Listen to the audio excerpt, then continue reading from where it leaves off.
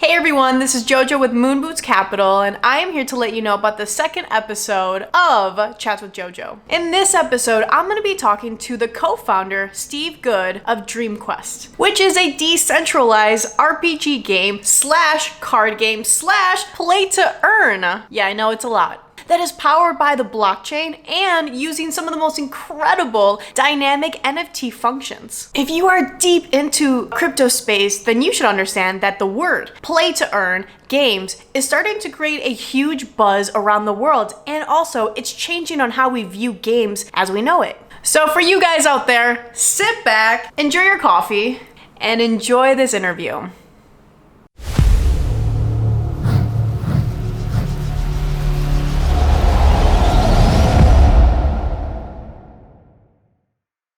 Thank you, Steve, so much for being here. I am excited to get started and to dive into this game because you know what? Well, really quick, how are you? How are you, Steve, before I get into it? Good. The team, it keeps growing, so I'm starting to lose track of everybody. It's terrible. No, it's good, actually. I mean, we're having a lot of fun. I mean, we've grown so much as a team together, and we're having a lot of fun building this. And actually, maybe I'll have you come into one of our daily stand-ups just for fun, so you see what goes on in there, like in behind the scenes. That would be exciting. I would actually love that. We have just fun. We do stand-ups, then we have breakout rooms, and we do a daily call every day at 2 p.m. UTC. So we cover 13 time zones between Alabama and Singapore.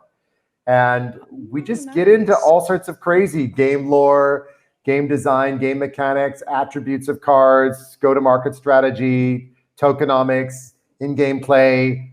What's going to happen if I do this in RPG? What's going to happen if I do this? What's going to happen if I do that? So we always have, what happens if like the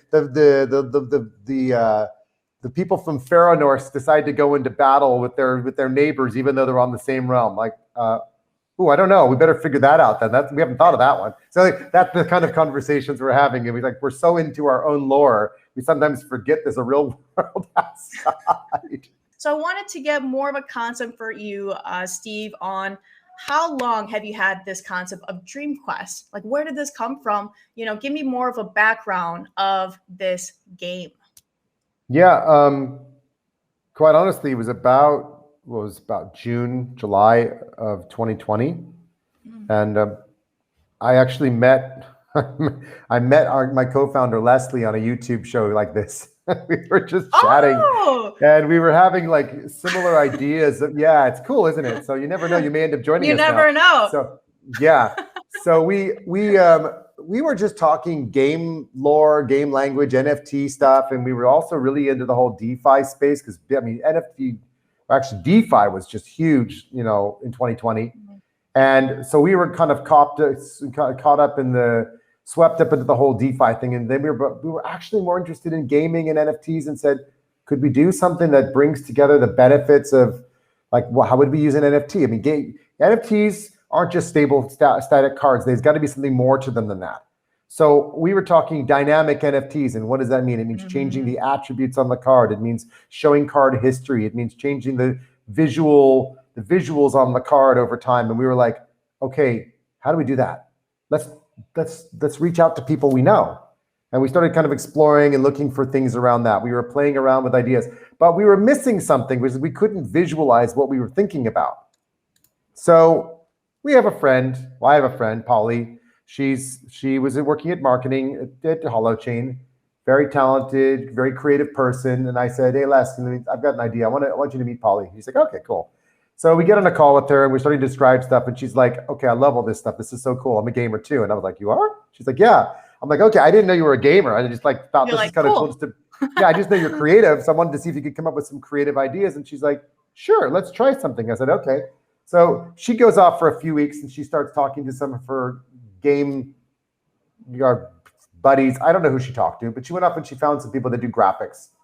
She came back and she's like, what do you guys think of this stuff? And we're like, oh my God, like this is cool. And then she started just so she just pretty much said, okay, I'm on the team now, guys. That's it. And they're like, okay, no problem. Oh, so that's nice. It was awesome. The three of us just started having daily calls pretty much from about August of last summer on and on and on. And we realized that if we could create kind of a picture of the realms, of the lands, of some stories, what's here and why it's here, then maybe that would lead to something. And then over time, as we were progressing and talking and thinking about it, we said, okay, yeah, so it's definitely, it became very obvious when Sandbox came out, and when that came out, but when we really started looking at Sandbox in December, we realized there's magic with NFT if they can actually be cards and they can be used for a game and actually a battle and used for different things. And we said, but we're still not game designers ourselves. What do we do? So we went out and found some game designers, and we started bringing the team together. Oh, cool. We got a friend of mine involved who's a kind of a Chainlink OG, and he's like, look, you want a dynamic NFT? Look at the stuff they're doing. And we're like, oh my God. So then we started talking to Chainlink, and we were talking to their product marketing team and talking to some of their techies, and they're telling us their ideas. We're telling them our ideas, and they're saying, okay, you got cool ideas. Show us you can do this. Like, okay. So we just started experimenting. We got some blockchain developers on the team. We got some game designers on the team, not from crypto. And then what a head trip to get gamer guys, design guys who they know games, but they don't really know crypto. They don't understand what staking mechanisms are. It's like, what's staking? Okay, forget it. Don't worry about staking. Just roll with it. Yeah, just create. Why do you need governance? And we don't understand the mechanisms around, like, if we have, multi currencies in a game, I'm like, oh, so we have more than 3 coins then? And they were like, what? No, there's just like 1 coin, but there's like all these resources. We're like, oh yeah, but resources could be coins. So it's like, what? No, this doesn't make sense to us. We're not crypto guys. What are you talking about? Yeah, isn't that interesting how like this is still really new to a lot of people, and a lot of people even in the professional world that can make some crazy games, but they're like, man, this whole blockchain and crypto and gaming on top of it entwined. Whoa, that's different. That's very different. Start talking about, do we want stable coins and do we want to have non-stable coins or what? So some of that stuff doesn't even matter, because if something happens in the game and you earn something in the game, it doesn't matter if it's worth $100 or $5. If you do a transaction and that transaction's worth a certain amount of gold in a game, you don't take that gold and look outside and go, oh, well, the price of gold was 1,200 and now it's 1,700. You just got some gold coins. So in fact, we look at it exactly the same way in terms of in-game design, but we do have to make sure that if people are going to make money, they're actually making money and not losing money, because there is, some min and max boundaries we'll have to set somewhere along the way to make sure it really works. But putting that aside, I mean, the basic mechanisms should be about playing a game, having fun, making some money. So that's kind of the journey we went on, and it's just kind of carried on from there. That sounds incredible and amazing. And if I'm not gonna lie, pretty stressful, because this type of thing is new and you're building, and what's crazy? You are building this type of traction and attention. So there's a lot to push, right? And I actually wanted to lead into this question. So what makes DreamQuest like really different from other crypto games? What makes you guys really unique? Obviously, I kind of know, but for the sake of our viewers, that are new, what makes you guys very different? So there's a couple of things. One of them, I like to talk about this one first. So if you think about players that play a game, they may want to go on quests, they may want to go on battles. But what if I said you could just come and open up a marketplace and just be a merchant instead? Like Fable 2, and you can just mine and I don't know. That's what I did. Well, I didn't want to fight. I just want to make stuff. Yeah. So how about if, for the creatives, how about if we just give that you can buy some land, you invest in the land, you set up your shop, and then you're going to have to invest in buying inventory from other players or other people, or other cards that you can use for in-game play, but then you can turn around and sell them to people for more money. So you create the market. And then there's competition, but you'll have blacksmiths competing against each other, and wizards competing against each other, and clerics that are creating different spells. And I mean, who knows? But you don't have to play the game. You could just do that. Or how about just be a guardian and be the person that maybe you want to play the game, or maybe you just want to have influence over the game. So our guardians, you can stake them or unstake them. And rather than staking generating income, the staking or unstaking has an effect on the attributes of the guild you belong to. So now people are going to be fighting over trying to get guardians to support their guild. So imagine that I want to get an extra 10% loot for going out on battles, but I need a guardian who stakes their card. But then the guardian is foregoing other powers that he has by staking. Or the guardian says, you know what? I'm out of here. I'm going off on a VIP event and see you guys. I'll be off in a couple of weeks. I'll be back for the next, whatever. So we have these guardians that are like 3 different layers. They're either VIPs and they're off doing their own quests and challenges. If they want to play, they can be unstaked and give certain value or benefit, or they can be staked and give other value benefit. And staking means you give up certain rights, like the right to vote on proposals for your realm. Then of course, there's all the dynamic NFT stuff, like going into battle. And when you go into battle, you're literally not knowing what the weather or climate conditions are going to be when you go into game. So imagine that That's interesting. Yes, that's like very deep and dynamic. Okay. So it's kind of like maybe a little bit like Skyrim. Yes, exactly. You never know what you're going to like. I love Skyrim. I've played hours and hours and hours of Skyrim. It's very addictive. I love Skyrim. Yeah. So, but in Skyrim, there's no weather attribute that would affect the battle of the people you're fighting against. Okay. And also in Skyrim, you can actually, you have a 3D gameplay of fighting, whereas in our game, it'll be more like a 2D cards versus cards like Hearthstone or Magic the Gathering. But just imagine you've assembled a deck of 40 cards, and I've got a deck of 40 cards, and I've strategically assembled my cards because I really like to play in hot desert conditions, and I've got these amazing characters that can shoot arrows from long distances and inflict damage, and I've got these wind spells I can use that throw dust up in the air, and I'm assuming that I'm going to go into that kind of a climate or condition that's hot and dry, and I end up in dark forest, muddy, wet, and my guys can't shoot arrows because they can't see. And that's crazy, right? No one would ever want to play in a blizzard. Then they're like, you know what? Let's just wait it out. Antarctic conditions. Can you imagine? But my frost giant will do great in that kind of environment, but he won't do very well in a Sahara desert environment. So what happens is you've got to be more strategic about the deck you create and how the cards affect each other. But you also need to consider that sometimes you need to have cards that could dispel weather conditions so that your card attributes don't get affected. Question, will that change like the battle and the rewards? Like, hey, I know it's a blizzard, but if you do play it, it might be a higher reward. You won't know what weather conditions you're going into until you get there. Oh, but I'm saying, like, let's say like it's random. I'm in like a blizzard storm. I'm like, man, I was really hoping for a nice weather. That's okay, but the stakes are higher. That's a good one, actually. Like you're saying, if the weather conditions were like really extreme, that you could earn more. Yeah, I think we could certainly look at that, because I'm sure that because we're using Chainlink to pull in like weather data. So if we pull in data, we could probably rank the data by the extremity. So extreme conditions like Sahara and Antarctica, like, basically equator and South North Pole could certainly be more extreme. That'd be really interesting. And other places could be, or if you're landing in like Hawaii and you end up next to a volcano and it erupts, that can be kind of extreme too. So because it's like, you still want people. You're the first person to ask that. Yeah, but you're the first to ask that. No one's ever asked about the impact of extreme conditions on gameplay. But yes, we could certainly do that, where you could rank the amount of money you could earn for that battle because the conditions are more extreme. Could certainly something we do.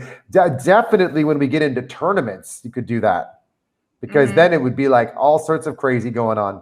So, but the last point I was going to make just quickly about the whole attribute changing bit is that cards are going to get experience, and we're writing that on chain so that the cards show history.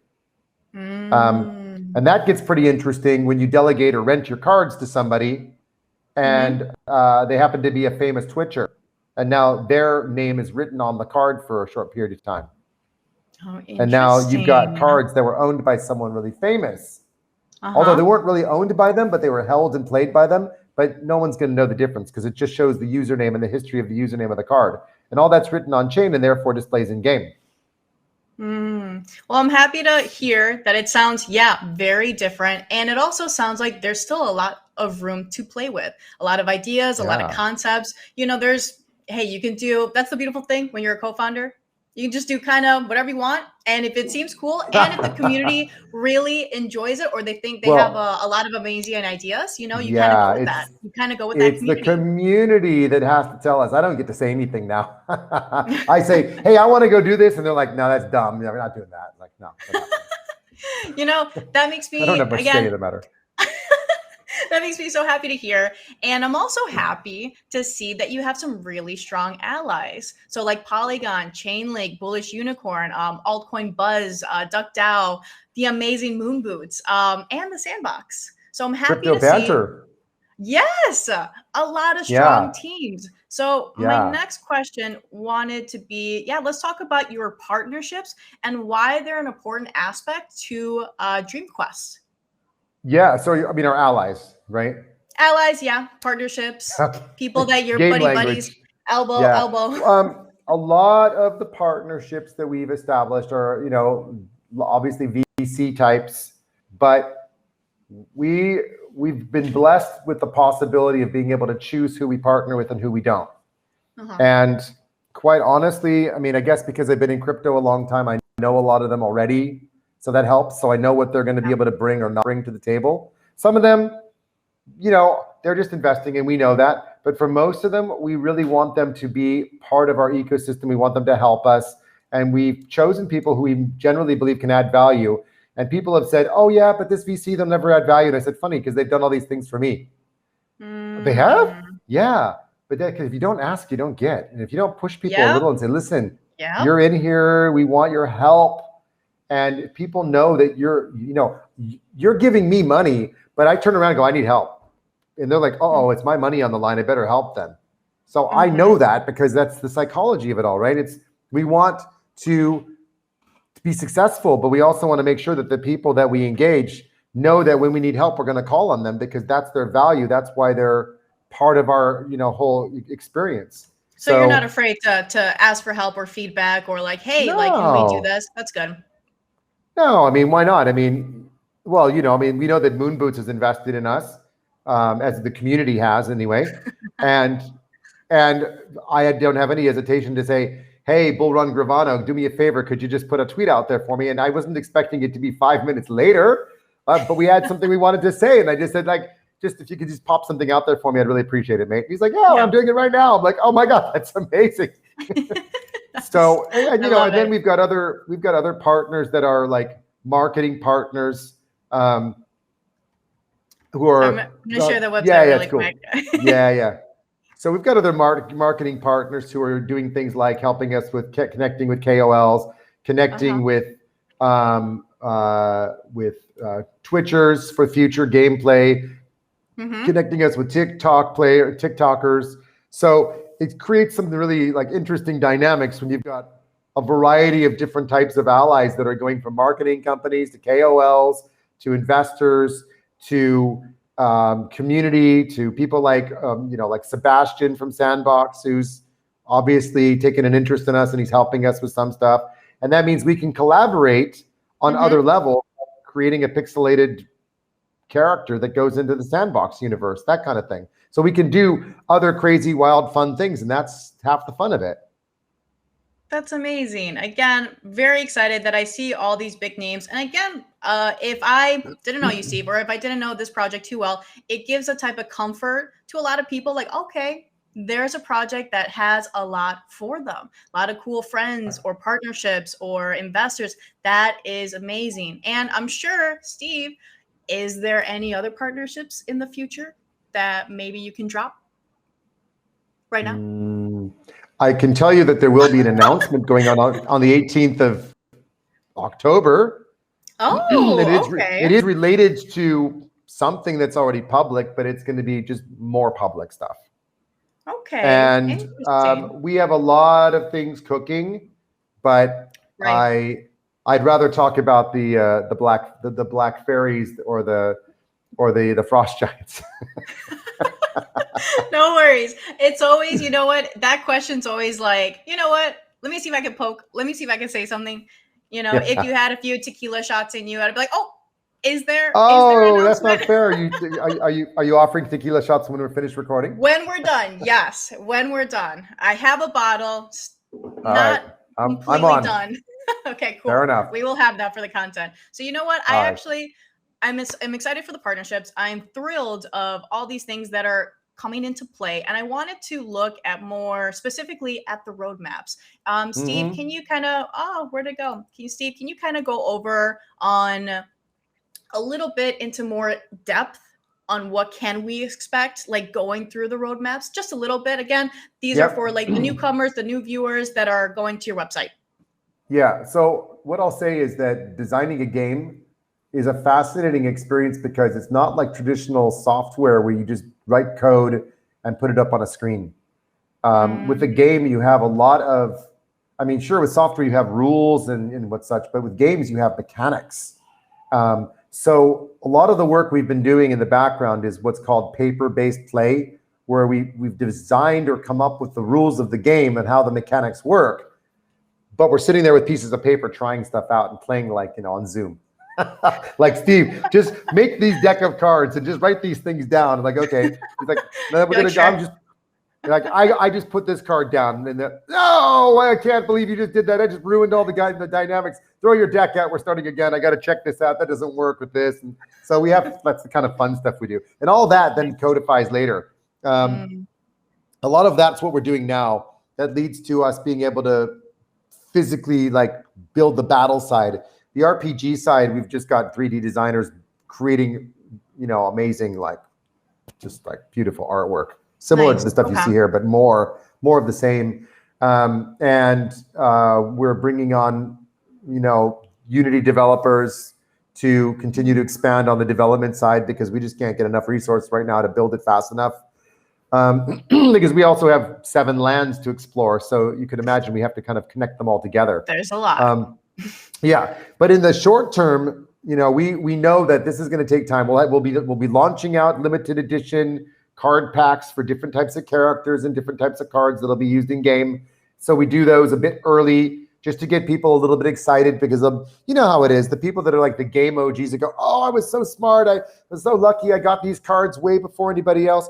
Those cards might be valuable just because there's a small number of them and having one in your deck is super cool. And like, oh, he's got one of these cards. I've never seen one before. It's so amazing. And, that creates the fun of playing the game. Right. But in the meantime, we're doing a couple things between now and launch, which is in 2022. So one is that we're gamifying a lot of things inside of Discord. And one of the examples is, as I say to people, you don't want to get locked into the dungeon. And people are like, what does that mean? And I'm like, well, in Discord terms, what if that's a heavy, Steve, that's a heavy thing to say. That is a very heavy thing to be like. I know, it's terrible, isn't it? Yes. JoJo's just like, you're totally not locking me in a dungeon. I'm like, I totally am. When you get to Discord, you're going down to the dungeon. I'm sorry. like, I'm a fast runner. I'm very quick. Good luck. Here we go. Yeah, well, the thing is, if people gang up on you, then, jokingly, not jokingly, what we're playing around with is ideas, and one of the ideas is really degen. It's like you just lost access to everything in Discord except for this one room and the one channel in Discord, because Discord server, you've got lots of channels. So one channel would be remaining and everything else would be gone. And the only channel remaining would say dungeon. And you'd be like, what the hell? Like, how do I get out of this dungeon? And there would be instructions what you need to do to get out of the dungeon. And there might be 3 different ways you get out. One of them might be that you need to go buy yourself a key. And you have to go off to the marketplace and buy a key, and then NFT would automatically unlock. And it'd be cheap. It might be $5, $10, $20, something like that. But it's just the idea of messing with people a little bit to make it fun, or put people through a quest where you enter a room, you're given instructions, and when you complete the instructions, you leave, go to the next room, and the door behind you closes, and now you've just lost access to that channel and go, oh, I forgot to do that task. Oh, damn. And because you forgot, you can't go back, and you're now in the next room of this quest. You can still see everything else, but this sort of quest environment is sitting there, and now you've just lost access to the previous room that had one more step you needed to follow in order to actually continue, but your quest is over. Or you follow the steps properly and you go from one room to the next, and one door closes and one door opens. So things like that are one way we keep people engaged and have a bit of fun and do some drops and give them some loot and maybe they earn something out of it. The other way is that we're working on something. All I can say, it's kind of like a early access prototypey kind of thing that we're trying to get out before next year. We're trying. I can't promise anything. So would that be the net test beta access, or? No, this will be like a preview to all of that. Something that just kind of gets people going, okay, this is kind of cool. Like this is it might be like a test. Yeah, like a little test net, kind of like a sample thing that you might just get. Like if you go to like, I don't know, you go to like Sephora and you buy some perfume and they give you some samples. Or a better example, you go to Costco. Oh yeah, go ahead. You go to Costco. Okay. If you're, I don't know if you're in the States or not. No, I'm not, but I didn't see Costco coming. I just did not see that. I'm offering you perfume and you're taking me to Costco. I just did not see that coming. Our Costco date, it will always win versus because you get the free samples, right? You want to go and try the little hot dogs and try the little, everything. So for people that don't know Costco, imagine in a beautiful large warehouse where it's like you buy everything in bulk, but they always have like hundreds of these samples. I mean a lot, to where you will be full at the. You don't even have to buy anything. You don't even have to you just walk through. I know people that go to Costco for lunch. Yes, that's me. I'm one of them.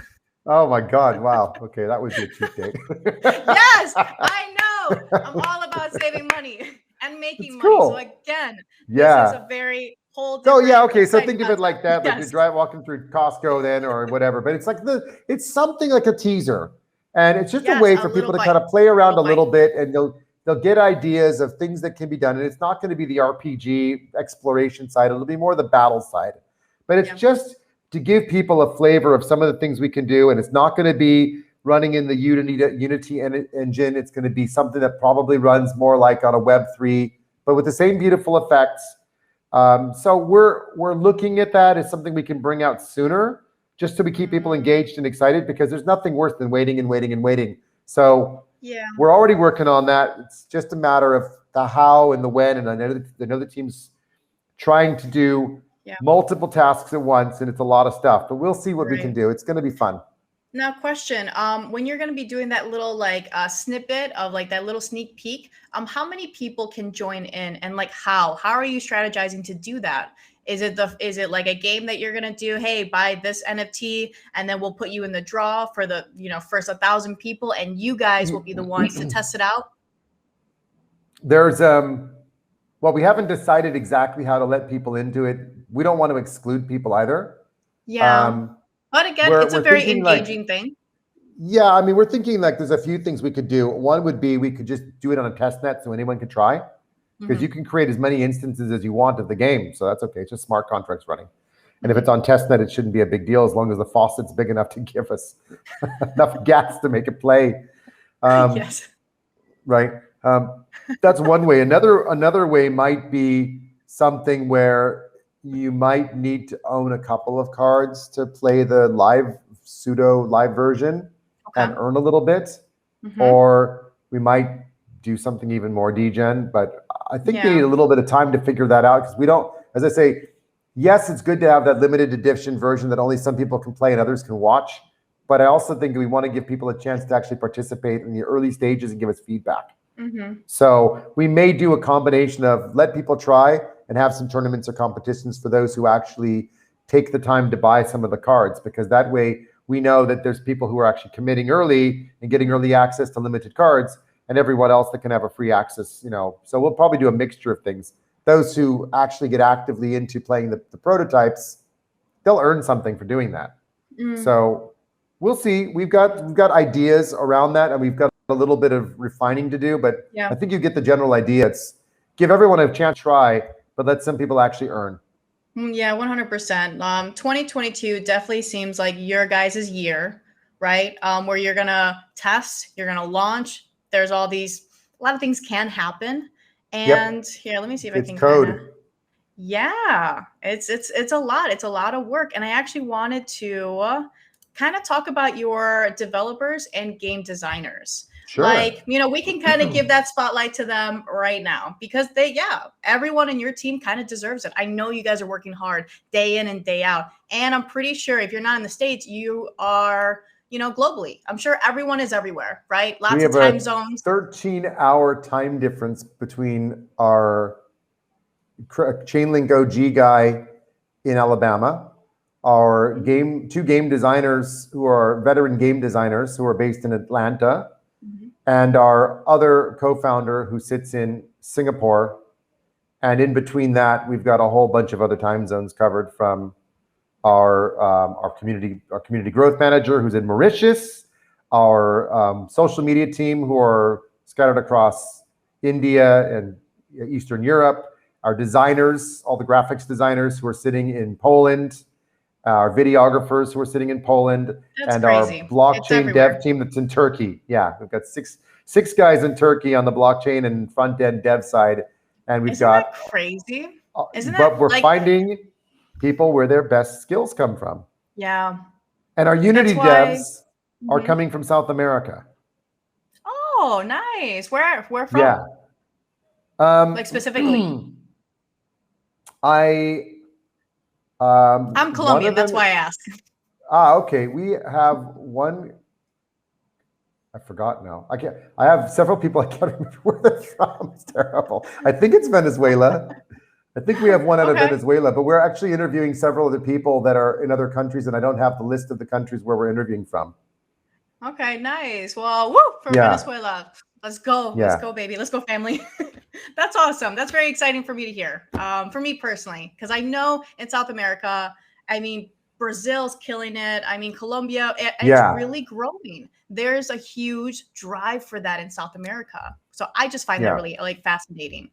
It's fun having such a mixed team with different cultures and different time zones. But you know what? It doesn't even matter, and even different languages. And I think we're all just degens, gamers and degens, and we all like to have a bit of fun. And the team calls can get big, but we do them like stand-ups, and then we just break out into rooms and have just breakout conversations and solve things. And then sometimes we'll regroup and people will just present back what they solved. So it makes for a really kind of fun environment. It's hard because sometimes people are getting up at 7:30 in the morning on one time zone, or working at 10 or 11 or midnight on the other. And or you're in the timeless metaverse and you're just like, oh my God, I never sleep. So, it's we try to mix it up, and sometimes we give two people a task to work on, and they're 12 hours apart, and we're like, it's up to you guys to figure it out, because you are the two best people to solve this problem, and they know it, and we all know it, and we're like, so you guys go and work, and we all work weird time zones. It's just the way it is, but it makes for a really fun environment. Well, that's cool. That makes me happy, and it's it's like, this makes me really think that people that are not into crypto, they keep forgetting that we don't sleep, because we work with a lot of people throughout the whole world. It is ongoing. It's non-stop. We barely sleep. Sleep schedule is completely Sleep is for bear markets. Yeah, there you go. It's for bear markets. So it's just, I know it's nonstop. Every time when a project that has amazing partnerships, that have amazing investors, and they're not stopping, and I'm pretty sure sleep is it's just not there. So I see a lot of the work that you guys are putting in, and it's incredible. And again, from the sounds of from the sounds of your developers and your game designers, and again, it's just amazing. And a lot of your co-founders, they're super passionate. I saw other AMAs on them speaking about the whole project, and man, there's nothing better than Paulie and I did one with DeFi Singapore, and that was fun. And she slipped up and talked about the Black Fairy. So, now I kind of have to talk about it. Yes, please. I would actually, I would love that. Well, so we have these, I said there's two realms, and, in between the two realms, there's a rift that's occurred. And we don't talk a lot about how that rift occurred, because that is something you need to discover through play the game. But within that rift, it's kind of its own little standalone neutral realm. And there's some really interesting magical characters or creatures that are in there that regardless of which side you're on, you want to find them and befriend them, because they have things they can do for you. So you can own some of these cards, and then you can also play certain roles because of those. And that's just some other weird kind of fun game dynamics we're doing. So the Black Fairy is one of them. And she has these abilities to work with you to grow some crystals. And if you basically plant or stake these crystals and you take care of them and they grow, they will like turn into crystal trees, and then you'll be able to like get things off the tree. So that allows the realm to also develop and grow, because if it starts off as kind of an open blank canvas and people start planting trees, then over time you'll have this crystal environment that didn't exist when you started. And where did this come from? Was this the community or like something within your team that you wanted to develop more of this concept? This was just part of our team just being degens and coming up with weird, crazy stuff. Like, how do you stake a card? What if it's a crystal? Can we stake the crystal? Okay, we'll plant the crystal. Let the crystal grows into a tree. But I mean, a lot of that comes from Pauli. That's her creativity. She's the creative director for a reason. That's how she comes up with crazy. That's incredible. Well, again, she sounds like a killer. I had an amazing time watching that whole interview with her. She sounds very passionate, very strong on the creative side. So makes me all happy. But you guys could do a whole woman in blockchain episode together another time if you want. We could. You know what? And for some reason, I don't know why I had a feeling. I was like, maybe Steve's gonna bring her in, and that'd be cool. To have like 3 screens, we could share. Like, I actually talked with her about it, and she's like, oh, I'm a bit tired, and I'm not dressed for it right now. I'm like, oh, it's fine, doesn't matter, but that's cool. That's great. Yeah, no, I mean Leslie's. I mean Singapore time. It's like, it's past midnight. Yeah, so obviously, he's a bit, well, it's pretty late here too. So, but it's cool. We've got plenty of time to come back and talk about other things with our other team members. We've got lots of things going on. That's cool. Good. Steve, again, I'm thrilled that 2022 is going to be like your year. And I know it's going to be crazy for your team and the community, but that leads me to my next question. How strong is the word community to you? Because I kind of wanted to touch on the people that really have been supporting this path, this journey with you guys. Well, let me put it this way. So, I mean, for us, community is everything. It's, we're not calling it a company, we're calling it a project. And I mean, the way I describe it is like this. I mean, I do some educating and teaching at Draper University for Tim, and I teach his entrepreneurs a lot about sales, marketing, and growth with my co-author Yuri. So I'll give a shout out to Yuri because he's a good guy. Hi, Yuri. So, hey, Yuri. He's like, yes, Yuri and I, yeah, seriously. Steve, nice plug. So we spent a year together, 2 years together, writing a book and publishing. And because of that, we ended up starting to work with Tim's organization, teaching. And the reason I mention that is one of the most fundamental things I teach people in the course is that your company is only your company until the day you tell someone about it. And which after that point, it's not yours anymore, because you have a choice to make. Either you do it your way or you do it how everybody else wants it to be made. And if you do it the way you want to do it, you might get it pretty wrong because you didn't listen to all the people around you. So the most important lesson I tell every single entrepreneur is drop the ego, set out some milestones, where you want to go, what you want to build, and then listen to what everyone else tells you and build what they want. If you build what they want, listen to what they say, you're going to have a far higher probability of getting something successful out the door. Does it mean you build what you want to build? Maybe not. You can still go up and do that again later. You make make the first company a success, make all your money, and then go build the thing you wanted to go build and find out if you were right or wrong. That's what I tell people. So, the thing is that there's no way we can do all this ourselves. We need people in the community that join us. We need new artists. We want to help fund them through NFT sales. We're going to actually help crowdfund some of them and get them on board. We'll have royalty programs for artists that create art for us. We need people to help with language translation. We need help people with, running communities and getting involved, speaking other languages and creating art, creating beautiful designs. But, we want people to tell us what they want. And I mean, I'll tell you, so you described our project at the very beginning and you were 100% right in what you said, which is we're building a decentralized game. with the only one problem is that everybody we've gone and talked to on every single AMA have said, what about mobile? Because we're in South America and we don't have PCs with GPUs and high-end equipment, and we're not in Vietnam, we're in the Philippines, and we're in Indonesia, and we're in a different economic environment. And we don't have access to some of the same things that other people have access to, but we have the same abilities and skills as anyone else. And you're right. You do. So why not build mobile first? Okay. So now we have to make some compromises about what does our technical architecture need to look like to give people what they want. So now mobile has become number one priority for us. Desktop will still get built. It's just a question of what do we do to make sure that the game is built in such a way that it's still a blockchain game. It still enables all of the card attributes and history to be written on chain. And at the same time, it's just a game. So it creates some interesting, I totally forgot. Right? And that's just taking community and feeding that back into the process and saying, what do we need to do to modify our story so that our story aligns with what our community wants? Yeah. Well, I really wanted to highlight on what you just said, because that is huge. That is important.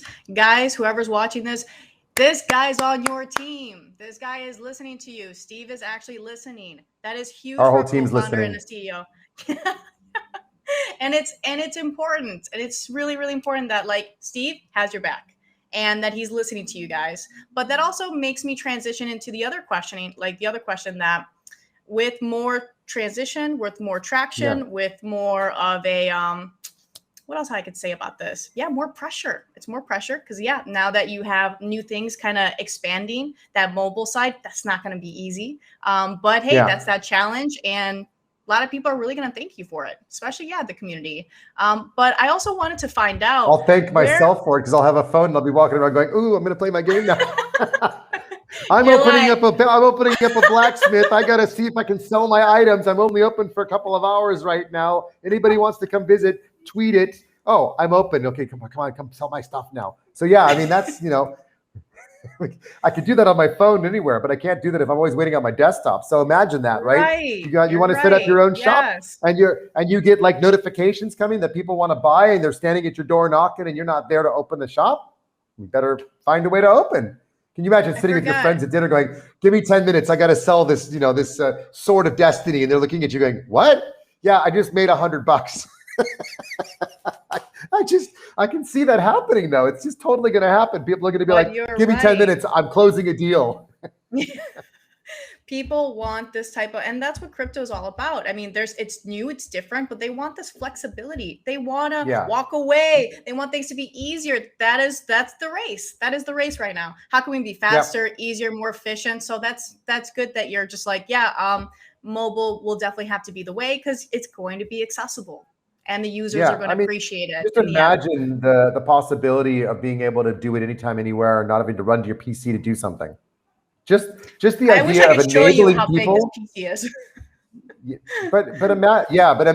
the possibility of actually being able to leave your house, sit at a coffee shop for half an hour, do some stuff, make some money, then buy your coffee. That was kind of cool. I just bought my coffee with, I paid for my lunch today. I was just sat there playing my game, made some money. It was just enough to cover the bill. Okay, cool. Or I sell some items. I bought some I got some really cool stuff I got into my shop now. Maybe I'm not going to sell that. Maybe I'm going to upgrade it. I'm going to take my coins that I've earned from profits and I'm going to start upgrading these items and seeing if I can make it worth 10 times more. I mean, you're not going to do that sitting at a PC, but I just think that we're in a mobile environment where if we can empower people to do stuff anytime, anywhere, why not?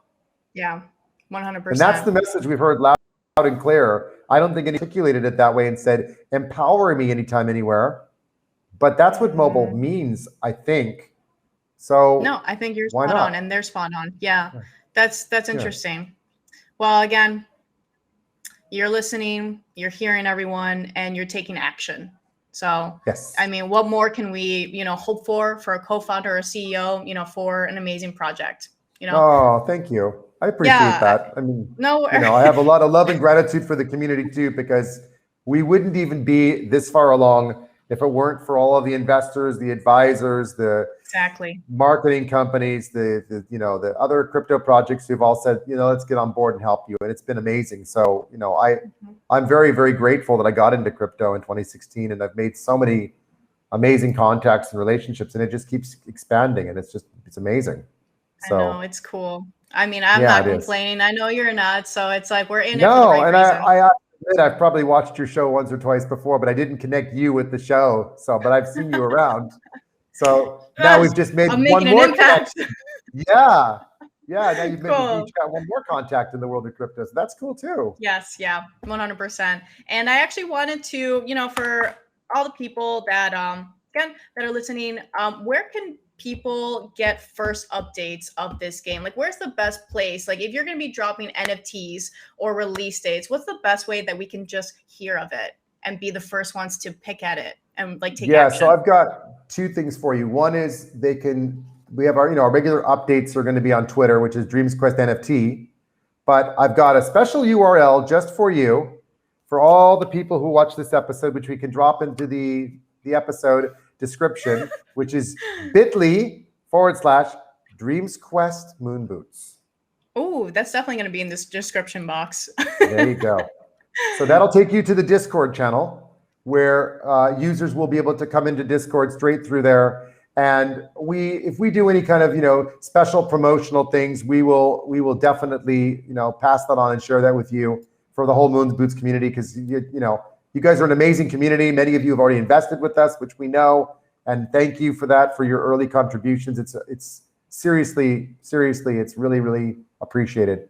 But yeah, everything's happening in Discord. All these crazy schemes, games, plots, twists, events, conferences, whatever we do, live streaming stuff. A lot of that'll be in Discord, because Discord just offers so much. We have our Telegram channels that they're out there, but there's no use in promoting something where you're going to miss out on most stuff if you go there. So. Well, you heard it here first or second, or how many times you probably said it. Everything's going to be on Discord. So jump onto Discord. It's where all the games, what? It's the two things you see in crypto for Discord is trading groups, and you see, thousands of people in trading following traders, and games platforms.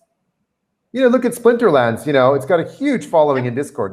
They were never in Telegram. They've been in Discord from the beginning. So when people are like saying to me, but why did you just go on Telegram like everyone else? And I say, because there isn't a game out there that's going to be able to really gamify and create experiences where we can read your NFT and it's straight out of your wallet, and then we give actions to things inside Discord because of it. Like, you're not going to do that inside Telegram, but we'll do it in Discord. But Discord is like more for gaming, correct? Like that is. Yeah, it is. It's all the gamers are there. So if you want to be a participant in the game, you want to get involved, that's fine. If you want to just go and sit in our tavern in Telegram, that's okay. And you're welcome to. We have a Telegram group called Dreams Quest Tavern. But we would rather people come to Discord, because we're going to have a lot more fun. Well, thank God I recently just got Discord, because I was I'm still in like COVID. Yeah, I know. I'm still in like COVID mood. I'm sorry. Yeah, go for it. No, I was going to ask you, what's your gamer name? Oh, I guess I could say it. You never know who's going to add me. But yeah, it's Miss2SPD. Okay, well, tag me when you get into our Discord. I will. No, just tag me. I'm Dragon Lord, or my Steve Good CEO is my personal profile, but my Dragon Lord profile inside of Discord, and we will make sure we give you a special role for tagging us.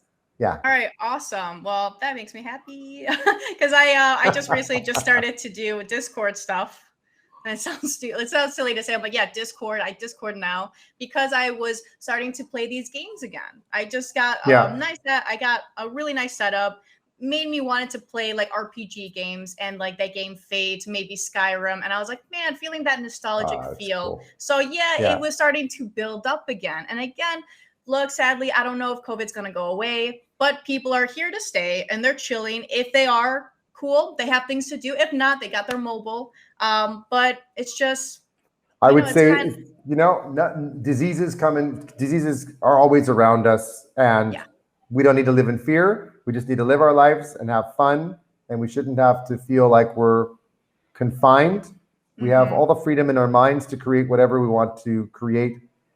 And that's kind of why we're making this game. So we give people another outlet, another way to explore other sides of humanity and have a bit of fun and do crazy, cool, gamified things. But yeah, Cool. you know, Well, it's just I'm have actually fun. That's all. I'm actually I actually really wanted to know this personally. So let's say when I finally can play Dreams Quest, will I have a starter pack, and will I expect, like, what would I expect as a new player? Like, I'm here, yeah. it's 2022, Cool. finally. Like, what could I do?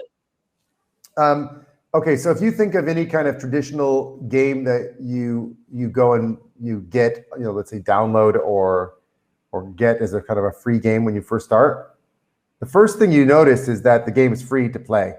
Oh, nice. And then they usually, right? That's how most traditional games are. They're free to play until you get started, and then there's usually a paywall that gets in the way and screws the whole thing up, right? So what if we make it so it's free to play? You get some deck of cards. It's like a starter pack. You go on some tutorials. You'll find unique loot that's unique for you. You might find a rare, epic, legendary, limited edition card as part of that tutorial experience. And now you can go on your quests. You can go join a guild. You can go get into some battles. You can set up your marketplace. You can do whatever you want. And of course, as with any game, if you earn within the game, you could spend it to do things.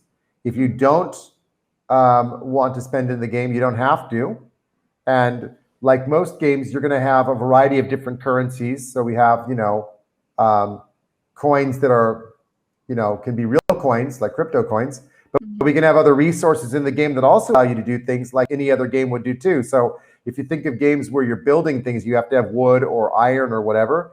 Or you may have games where you typically have, gold and crystals, that kind of thing. So, and they have different value.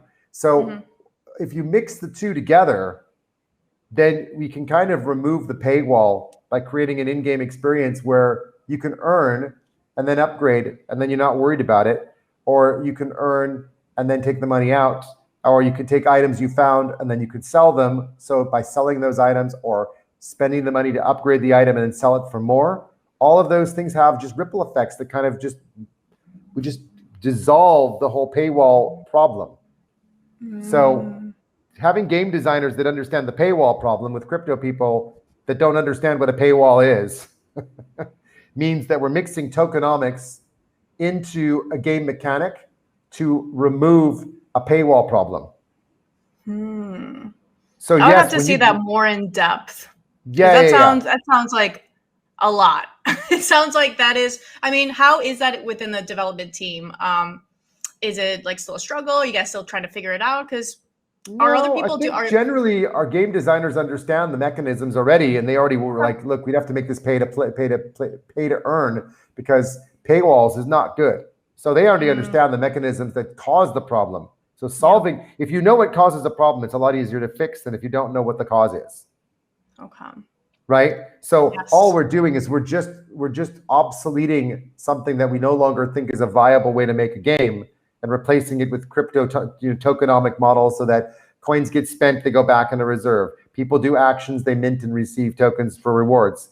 But when you're playing the game, you're exploring around, you find a chest, you open the chest. That's what people do. Oh, I can't open the chest, I need a key. Where do I find that key? Go on. You've just created your own special quest from a chest you just found, and you don't even know how to open the darn thing. You're like, okay. So now you go around trying to find out how to open the chest, and you discover that someone's got this key, and then like, well, I don't know where that chest is. And you're going, well, I do, but I want the key. So now you're haggling over the key, but you don't even know what's in the chest. So interesting. You're creating, right? And then you find something in the chest. Maybe you get the key, you open the chest, it has money in it. Okay, cool. I got some extra coins, I got some extra gold, dreams tokens, whatever.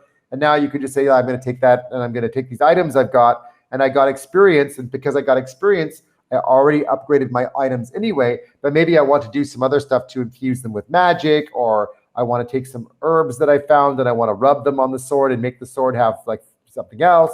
So it's just creating all these different things people can do that gives them a lot of freedom to express themselves and try things out and see what works and what doesn't. And, the actual attributes of the cards are balanced anyway. So whether someone ups it or downgrades it or whatever, won't really affect the game dynamic, because remember, whenever you make a game and you have card decks, you can't have like an infinite number of like powerful cards when you play a game. You always get a limited number of really powerful cards, and then a lot of cards that are weaker as you kind of go down the line. So that's normal. That's how Hearthstone works. That's how Magic the Gathering works. You get kind of a limit on the kinds of cards you can use and the powers of each card. So when you think of it that way, then in time it starts to kind of deteriorate in like value and strength, you said, by holding these cards for a long time? No, the cards won't do well. There are ways we could make cards deteriorate over time. Like if you didn't use them, they could wither. I'm not saying we're going to do that. I'm saying that you could potentially like get into a battle and the card could get weakened from the battle. Oh, okay. Interesting. But you might get experience, and then you can upgrade the card and, you know, give it more strength or more dexterity or more magic power or whatever. So there's, you know, or add a new power that it didn't have before. So there's lots of different things that can go on as we evolve and develop, and that's what makes it fun. Is that it's just a lot of unknowns that can get rolled in. That is a lot. Yeah, there's a lot. Actually, you know, I have a random question. So let's say I'm in battle and my card keeps getting hit. It's a really good one, but it keeps getting hit and damage and damage. Will it just deteriorate completely and it's just gone? Are you playing the normal battle, or are you playing the expert dangerous mode? Maybe the crazy mode, where it's dangerous. Yeah, I don't know. So if you want to go down the path of playing expert mode, then yeah, you could lose cards. Oh. And you know what's cool about that? Huh. When they get burned, the rest of the cards in that deck, if it's a really valuable card, become more valuable because there's one less card available in that's limited set now. Oh, that's cool. Yeah. But wait, wouldn't someone want to cheat that system? Let's say it's like, oh, I have these 20. Oh man, but like, oops, I ruined 10 cards. But I just made these a lot more valuable because I did that on purpose. People could do that too. Yeah, people could do that. That's for sure. I mean, look, it's the same thing goes if you like. I'll give you exactly the same example, but of something we came up with. I'm a celestial. I'm voting on proposals. I want my proposals to pass. Oh, see those infernals over there?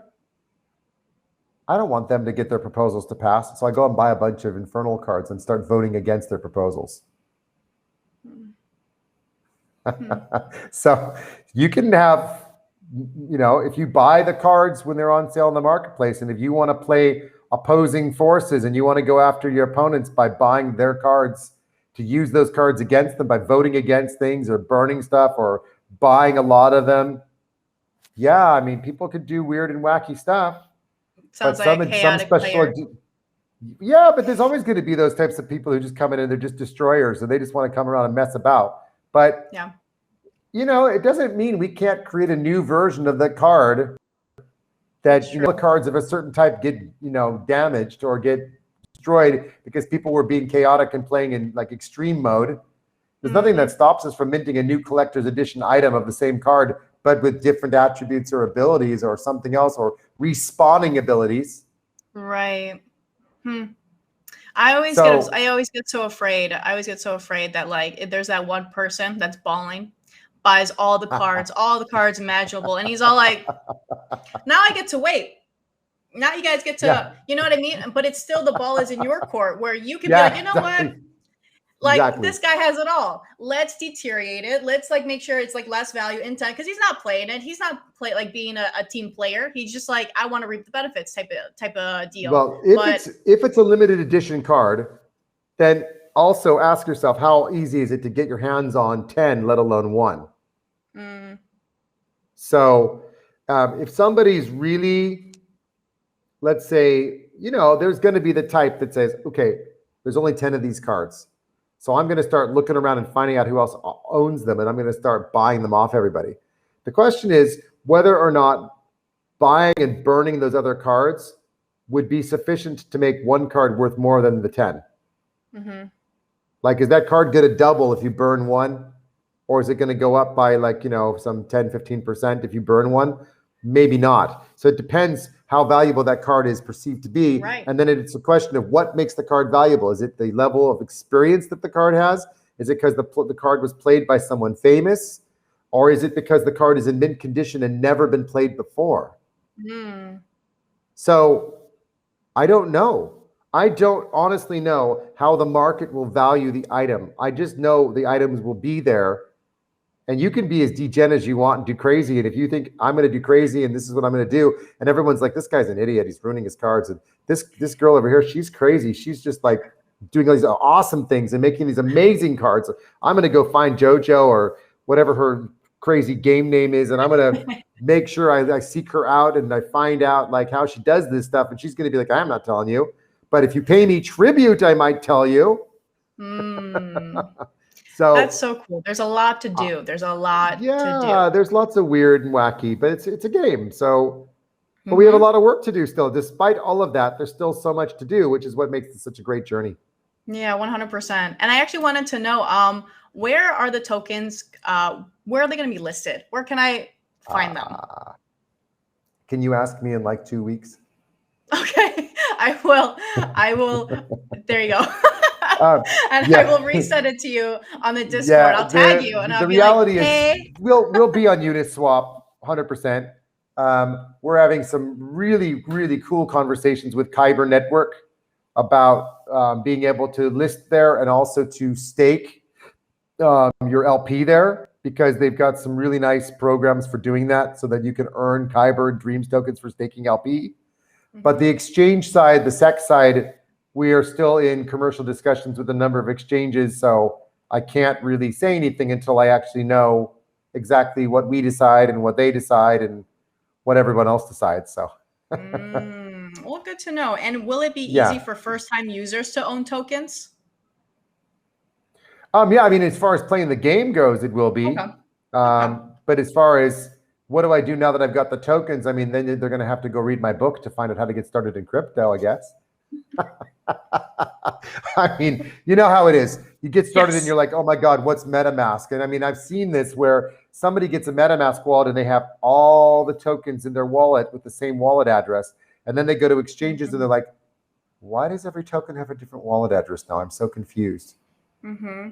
Yeah, it's still, that's why it's like, hopefully it can be easy when someone like plays it. If they're new, it's got to be very, very simple. You know, it's like, and for someone that's new, it's a little, it's confusing.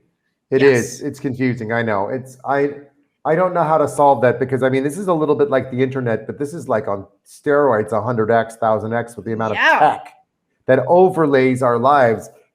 And the question is, get past that whole tech layer to a point where we get the UI, UX, the user experience, the usability of it. Some of it, frankly, people just will learn.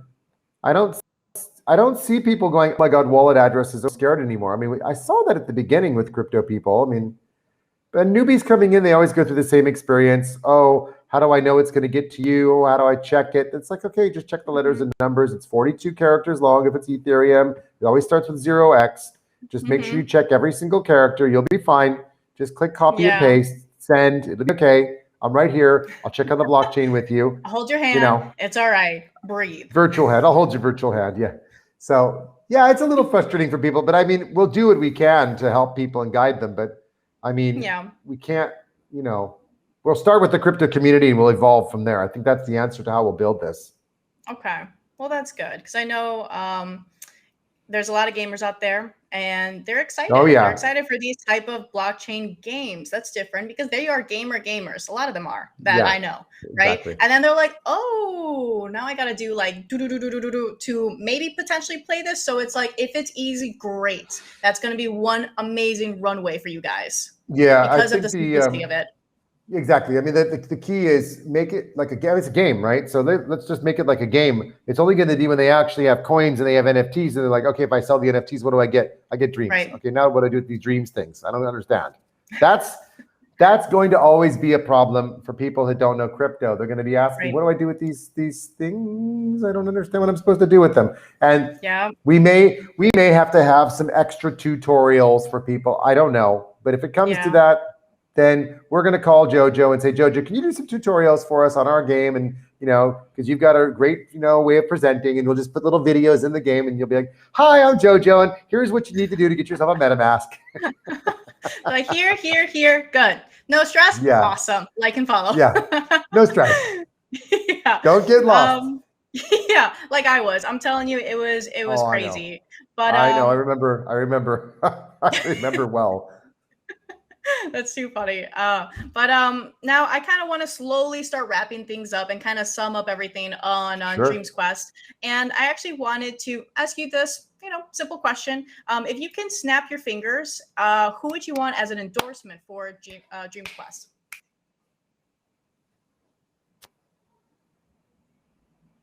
Who would be that right fit for you and your company? Potentially, if that's even on the table, but just to kind of play around and throw around names. How about the president of El Salvador?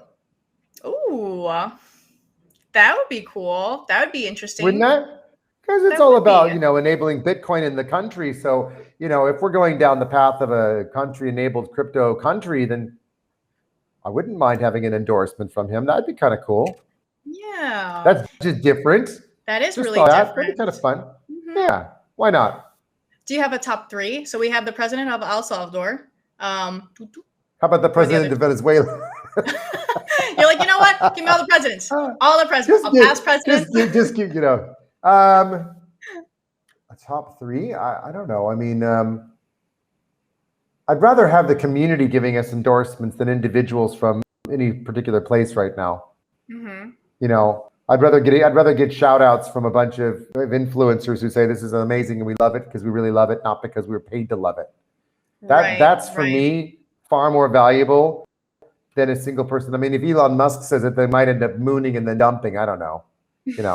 It would be cool if I could get Elon Musk to go online and start playing the game and saying, "This is actually kind of fun. I'm going to open up a shop and I'm going to start selling these weird items." I mean, that would be pretty hilarious. Mm-hmm. So I don't mind if celeb types decide they want to get involved, but it's called social proof.